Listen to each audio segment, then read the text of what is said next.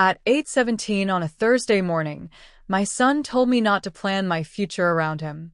By noon, he was no longer the person I had trusted with my estate, my medical decisions, or the future I had spent years building. And the strangest part was that I wasn't angry when I did it. I wasn't crying. I wasn't shaking. I was sitting in a quiet office across from my attorney, holding a pen in my hand, and for the first time in years, I felt completely certain about what I was doing. My name is Evelyn Harper. I am 68 years old, a widow, a mother, and a grandmother. For most of my adult life, I believed family meant that you planned for one another. You showed up when someone needed you. You helped when you could. You sacrificed when necessary. And when you were lucky enough to have a child, you spent much of your life thinking about their future. At least, that's what I did. My son Daniel was the center of mine. That was probably my first mistake. Not loving him. I will never regret that. But quietly building my entire future around the assumption that someday, when I needed him, he would naturally be there. Because love does not always come with the same expectations on both sides. I learned that over breakfast. Daniel was 41 years old. He was married to a woman named Lauren, and they had 2 children, Emily and Noah. I loved those children more than I could possibly explain. I had been the kind of grandmother who always said yes. Yes, I could babysit. Yes, I could drive them to school. Yes, I could attend the recital. Yes, I could help pay for summer camp. Yes, I could watch them while Daniel and Lauren went away for the weekend. I had built my life around being available. And for years, I had convinced myself that being needed was the same thing as being loved. That Thursday morning, Daniel arrived 40 minutes late for breakfast. He didn't apologize. Not really. He gave me the usual explanation about traffic, a meeting that had run late, and having to take a phone call before leaving the house. Then he sat down across from me and immediately looked at his phone. I remember watching him scroll through messages while I stirred my coffee. Something about that moment made me feel tired. Not angry, just tired. I had spent so many years waiting for his attention that I had started accepting whatever small pieces of it he gave me. I finally said, "Daniel, have you and Lauren thought any more about what we're going to do when I eventually need more help?" He didn't answer immediately. He kept looking at his phone. Then he sighed. And something about that sigh made my stomach tighten. "Mom," he said, rubbing his forehead, "you really need to stop planning your future around me." For a moment, I thought I had misunderstood him. What? He finally put his phone down. "I mean it," he said. "Lauren and I have our own lives. We have the kids, our jobs, the mortgage, everything else going on. We can't keep having conversations about where you're going to live when you're older, or what you're going to do if you need help." I stared at him. "I wasn't asking you to take care of me. I know, but that's where these conversations always go." "No, Daniel," I said. "I asked whether I should keep my house or eventually move closer to you." Exactly. That one word hurt more than I expected. Exactly. As though the idea of his mother wanting to live near him someday was somehow an inconvenience. I looked at my son, the little boy I had once stayed awake all night with when he had a fever, the teenager whose college applications I had helped him complete, the young man I had supported through graduation, his first job, his marriage, and the birth of his children. And suddenly, he felt like a stranger. He leaned back in his chair. "Mom, you need to make decisions based on your own life, not mine. Don't assume we're always going to live in the same city. Don't assume you're moving in with us someday. Don't assume I'm going to rearrange everything when you get older." I became very quiet. "Have I ever asked you to rearrange your life for me?" "No, but you talk about the future like I'm automatically part of every decision." That was the moment something changed inside me. Not because he had said something cruel, although it was cruel, but because I suddenly realized that I had spent years creating an agreement in my own mind. I had believed that because I had always been there for Daniel, he would naturally be there for me. But Daniel had never promised that. I had assumed it, and assumptions can be dangerous. So I picked up my coffee. I took a sip. And I looked at my son. When I walked in, she looked surprised. "Evelyn," she said, "I wasn't expecting you today. I need to change my estate plan." She looked at me carefully. "Is everything all right?" "Yes." And for the first time that day, I realized that was true. Everything wasn't pleasant, but everything was clear. Margaret led me into her office. She opened my existing documents. Daniel's name was everywhere. He was listed as executor. He had financial authority. He had medical authority. He was the primary beneficiary of nearly everything. The house, the investments, the lake house. Everything I had spent decades building was arranged around the assumption that Daniel would one day receive it all. Margaret adjusted her glasses. "Do you want to change all of this?" "Yes." She looked at me. "May I ask what happened?" I smiled. "My son told me not to plan my future around him." Margaret was silent for a moment. Then she asked, "And you believe this is what he wants?" "I believe he wants me to make my own plans." She nodded slowly. "So, that's what you're going to do?" "Exactly." We spent the next several hours going through everything.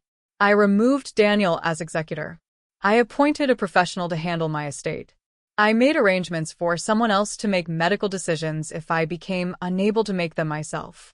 I reviewed every account, every property, every responsibility, and then we discussed what I wanted to happen to my money.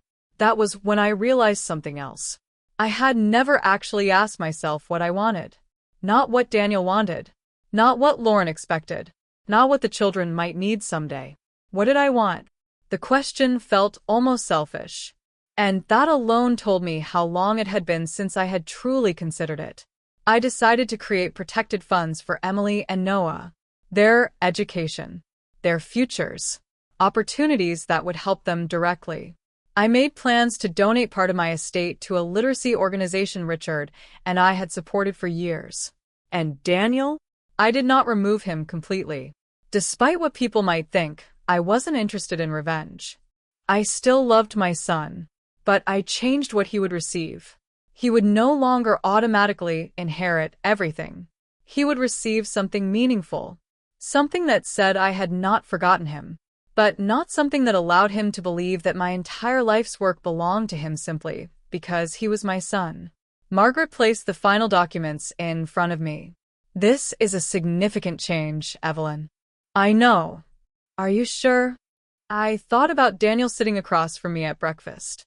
I thought about the years I had spent making sure he never had to struggle too much. I thought about the thousands of dollars I had given without ever expecting anything in return. And then I remembered his words.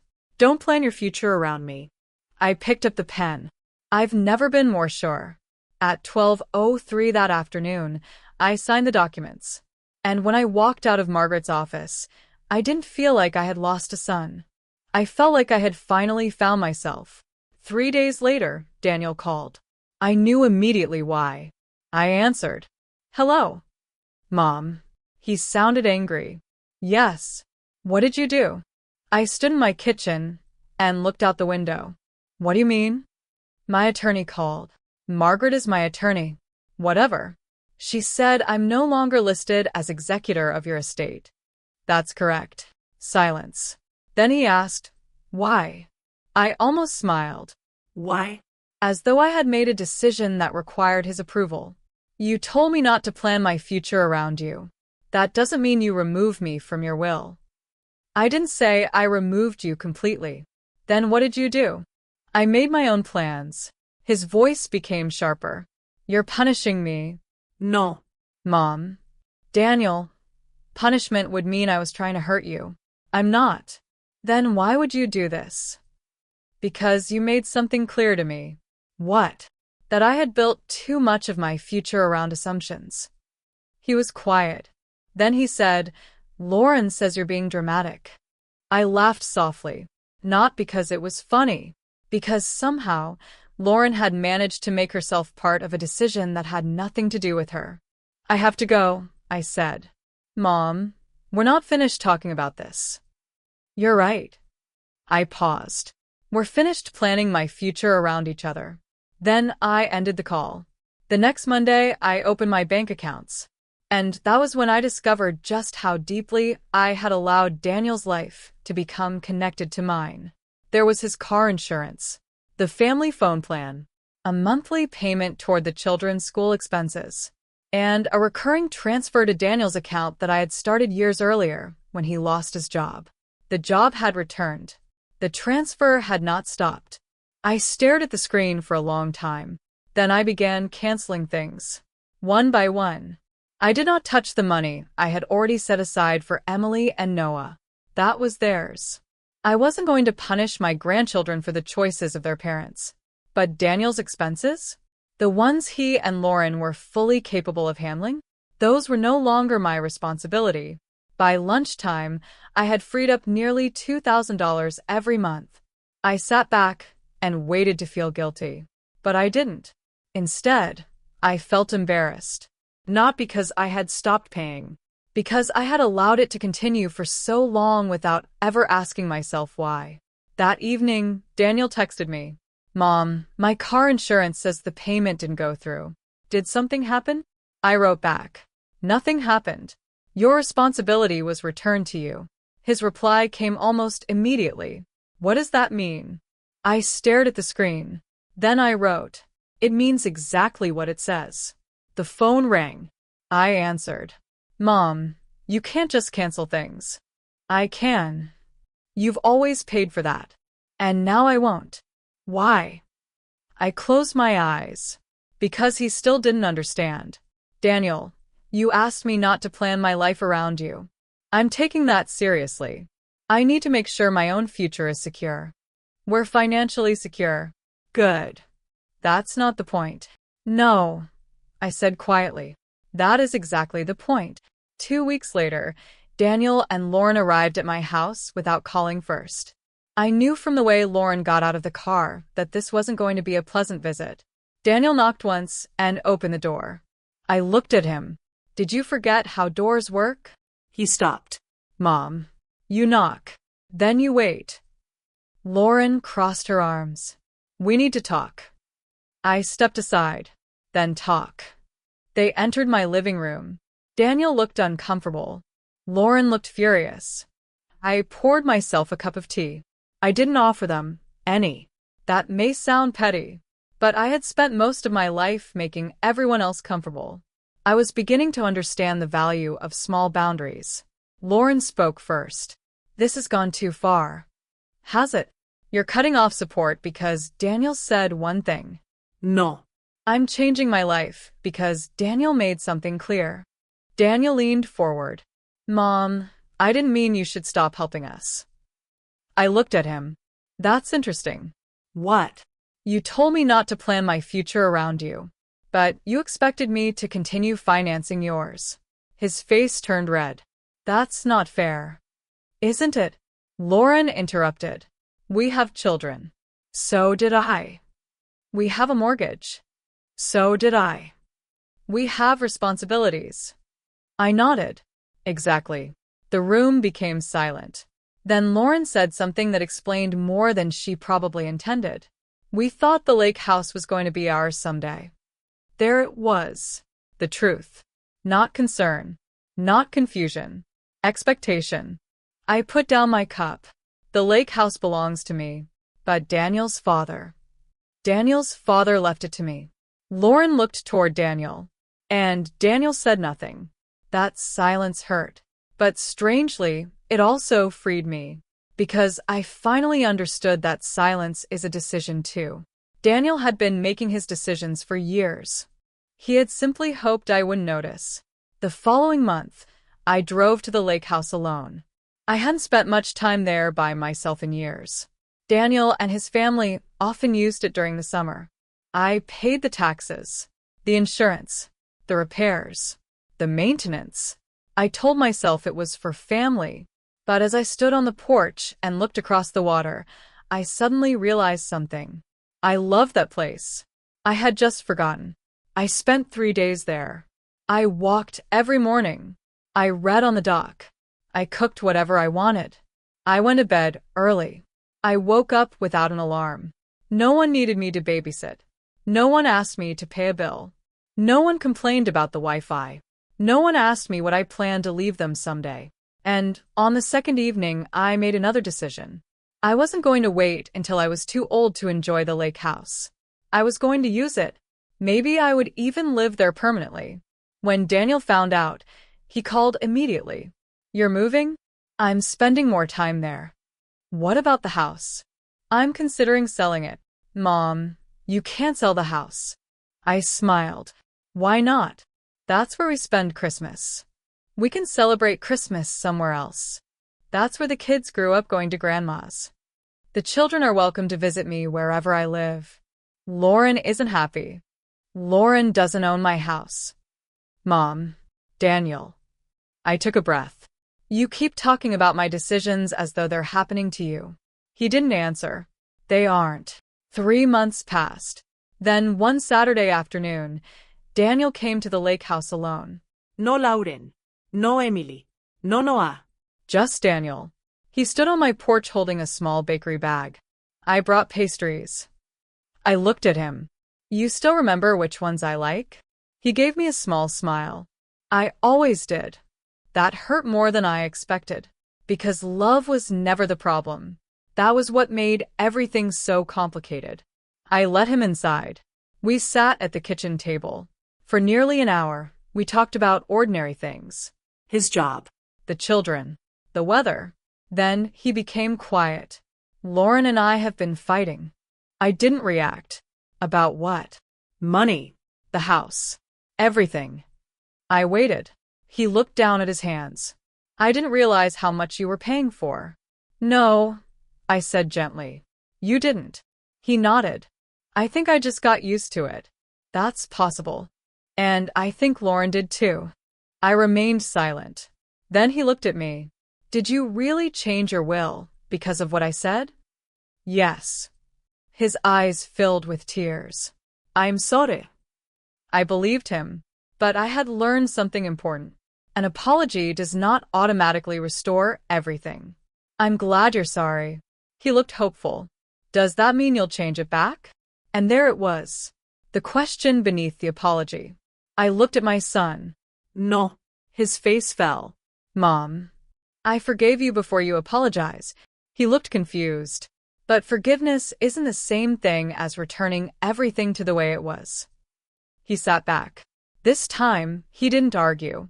Over the next year, my life changed. I sold my large house. Not because Daniel wanted me to, because I wanted less to maintain. I moved permanently to the lake house. I renovated the kitchen. I joined a book club. I started volunteering twice a week at a literacy program. I traveled. I visited friends I hadn't seen in years. I took trips I had always postponed. And every time I did something new, I had the same thought. I could have been doing this sooner. Daniel hadn't stopped me. That wouldn't have been fair to say. I had stopped myself. I had built my identity around being available. Available mother. Available grandmother. Available babysitter. Available emergency fund. Available problem solver. And when Daniel told me not to plan my future around him, I finally understood how much of my own future I had placed on hold. My new estate plan remained unchanged. The largest portion would support my grandchildren's education and futures. Another portion would go to the literacy organization where I volunteered. Daniel would still receive an inheritance. But my life was no longer organized around the assumption that everything I owned existed only to eventually become his. I had worked for it, Richard, and I had built it. And I had the right to decide what it meant. Almost a year after that breakfast, Daniel invited me to dinner. This time, he arrived early. That alone made me smile. We sat at a quiet table. After the waiter left, Daniel looked nervous. "I've been thinking about that day." "I know. I was cruel." I said nothing. He continued. "I didn't think about what I was saying. Lauren and I were having problems. Work was stressful. I felt like everyone wanted something from me. And you thought I did too." He nodded. "I thought you were planning for me to become responsible for everything. I understand why that frightened you." He looked surprised. "You do?" "Of course." I leaned forward. Daniel, I never wanted to become your burden. His eyes lowered. But I also shouldn't have spent years pretending that I would never need anything from anyone. He looked at me. Are you saying this was partly your fault? No. I smiled. I'm saying relationships are complicated. He laughed softly. Then he became serious again. I don't want to be cut out of your life. You aren't. I don't want you to think I don't love you. I don't. He looked relieved. Then I added, but loving me and inheriting everything I own are two different things. He nodded. And for the first time, I think he understood. Last month, Daniel came to visit me at the lake house with Emily and Noah. The children ran toward the water, while Daniel helped me carry groceries inside. As we stood in the kitchen, he looked around. You seem happy here. I am. I'm glad. And this time, I believed him. Later that afternoon, we sat on the dock. Noah asked if he could come fishing again the following weekend. Emily wanted to borrow one of my books. Daniel sat quietly beside me. Then he said, You know, I was wrong. I looked at him. About what? About telling you not to plan your future around me. I smiled. No. He frowned. I wasn't. No. He looked confused. And I said, You were right. He stared at me. I continued. Every adult should have a future that belongs to them. Parents shouldn't disappear inside their children's lives. Children shouldn't be expected to carry responsibilities they never agreed to. And love shouldn't be measured by money, property, or inheritance. Daniel looked out across the water. Then he nodded. I guess we both learned something. Yes. We did. That evening, after they left, I stood alone on the porch. The lake was quiet. The sky was turning orange. And I thought about that Thursday morning. The sentence that had once felt like rejection. Don't plan your future around me. At first, those words hurt. Then they set me free. My son thought I was punishing him when I changed my will. But the truth was much simpler. I was finally taking responsibility for my own future. I wasn't removing Daniel from my heart. I was removing him from a position I had automatically assigned him. For years, I had assumed that because I loved him, he would always be at the center of every major decision I made. But love doesn't require you to surrender your independence. Love doesn't require you to sacrifice your peace. Love doesn't mean your entire life must become an inheritance waiting to happen. I still love my son. I still love my grandchildren. I still welcome them into my home. But I no longer sacrifice my future to prove that love. My money has a purpose. My home has a purpose. My time has a purpose. And so does the rest of my life. Because one morning, my son told me not to plan my future around him. So I listened. And by noon, I had changed my will.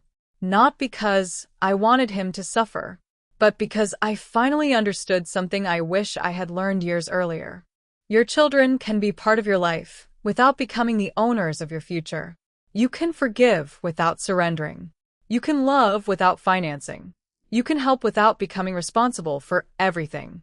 And it is never too late to stop building your life around what everyone else expects from you. Sometimes, the person you have been waiting for permission from is yourself. And when you finally give yourself that permission, you may discover that your life isn't ending. It's simply beginning again.